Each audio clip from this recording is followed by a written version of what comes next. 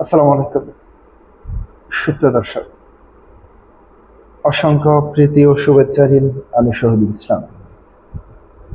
প্রিয় দর্শক, আজকে যে বিষয়টি নিয়ে আপনাদের সামনে আমি কথা বলবো, সে বিষয়টি আপনারা অনেকেই জানেন।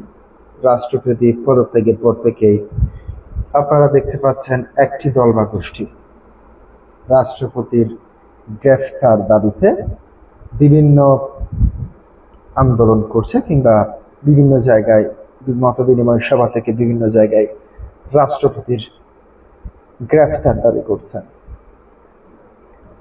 এবার সে প্রসঙ্গে বলতে গিয়ে সাবেক গণ অধিকার পরিষদ সাধারণ সম্পাদক ও বর্তমান বিএনপি সরকারের অর্থাৎ তারেক রহমানের রাজনৈতিক উপদেষ্টা হিসেবে যিনি নিয়োগ হয়েছেন রাশেদ খান যে মন্তব্যটি করেছেন, রাষ্ট্রপতিকে বহাল রেখে মধু খেয়ে আবার এখন তার বিচার দাবি করা হাস্যকর। হঠাৎ করে তিনি এই ধরনের মন্তব্য করলেন কেন, এবং এই ধরনের মন্তব্য করার ক্ষেত্রে তাকে নিয়ে যে সমালোচনা হচ্ছে সেটির জবাব তিনি কিভাবে দিয়েছেন?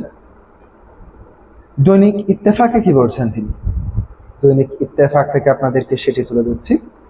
সদ্য পদত্যাগ করে রাষ্ট্রপতিকে বহাল রেখে সুবিধা ভোগ করার পর এখন তার বিচারের দাবিকে তোলাকে পুরোপুরি হাস্যকর মন্তব্য করেছেন প্রধানমন্ত্রীর রাজনৈতিক সহকারী মোহাম্মদ রাশেদ খান। শুক্রবার 24 জুলাই রাতে সামাজিক যোগাযোগ মাধ্যম ফেসবুকে নিজের ব্যক্তিগত অ্যাকাউন্টে দেওয়া এক পোস্টে তিনি এই প্রতিক্রিয়া জানান।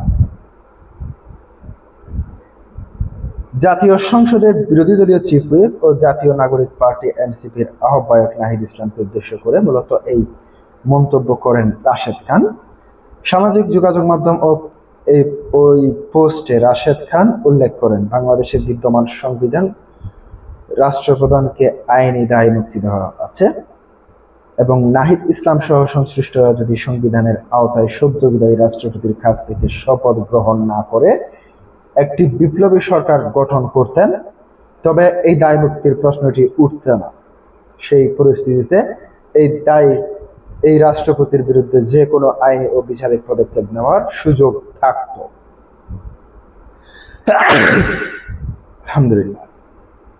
তিনি আরো যুক্তি তুলে ধরেন, বিদায়ী রাষ্ট্রপতির অধীনে শপথ নেওয়ার মাধ্যমে মূলত তাকে এক ধরনের মার্জনা দেওয়া হয়েছিল এবং নাহিদ ইসলামের পরামর্শ গঠিত অন্তর্বর্তীকালীন সরকারে আমার মধ্যেই তাকে নতুন করে বৈধতা দেওয়া হয়। কোনো ব্যক্তিকে সম্পূর্ণ ক্ষমা প্রদর্শন ও নতুন করে মূল্যায়নের সুযোগ দেওয়ার পর পুনরায় তাকে বিচারের দাবি তোলা কোনো যুক্তিতেই পড়ে না।